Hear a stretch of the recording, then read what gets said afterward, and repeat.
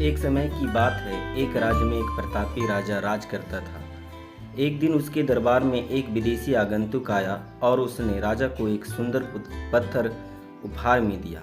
राजा वह पत्थर देख बहुत प्रसन्न हुआ। उसने उस पत्थर से भगवान विष्णु की प्रतिमा का निर्माण कर उसे राज्य के मंदिर में स्थापित करने का निर्णय लिया और प्रतिमा निर्माण का कार्य राज्य के महामंत्री को सौंप दिया। महामंत्री गांव के सर्वश्रेष्ठ मूर्तिकार के पास गया और उसे वह पत्थर देते हुए बोला, महाराज मंदिर में भगवान विष्णु की प्रतिमा स्थापित करना चाहते हैं। 7 दिवस के भीतर इस पत्थर से भगवान विष्णु की प्रतिमा तैयार कर राजमहल पहुंचा देना। इसके लिए तुम्हें 50 स्वर्ण मुद्राएं दी जाएगी। 50 स्वर्ण मुद्राओं की बात सुनकर मूर्तिकार खुश हो गया और महामंत्री के जाने के उपरांत प्रतिमा का निर्माण कार्य प्रारंभ करने के उद्देश्य से अपने औजार निकाल लिए। अपने औजारों में से उसने एक हथौड़ा लिया और पत्थर तोड़ने के लिए उस पर हथौड़े से वार करने लगा, किंतु पत्थर जस का तस रहा। मूर्तिकार ने हथौड़े के कई बार पत्थर पर किए, किंतु पत्थर नहीं टूटा।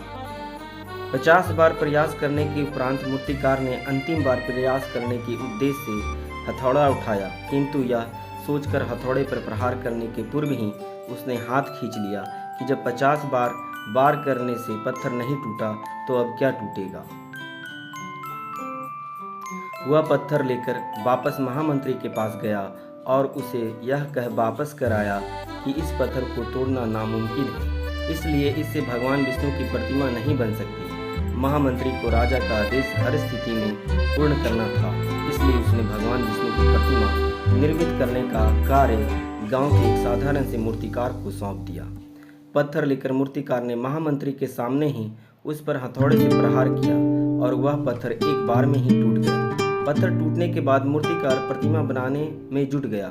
इधर महामंत्री सोचने लगा कि काश पहले मूर्तिकार ने एक अंतिम प्रयास और किया होता तो सफल हो गया होता और 50 स्वर्ण मुद्राओं का हकदार होता।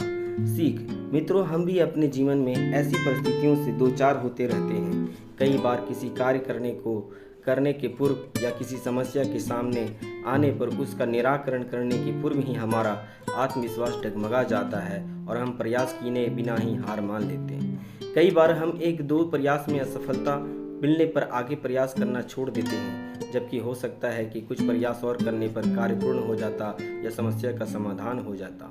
यदि जीवन में सफलता प्राप्त करनी है तो बार बार असफल होने पर भी तब तक प्रयास करना नहीं छोड़ना चाहिए जब तक सफलता नहीं मिल जाती। क्या पता जिस प्रयास को करने के पूर्व हम हाथ खींच ले वही हमारा अंतिम प्रयास हो और उससे हमें कामयाबी प्राप्त हो जाए।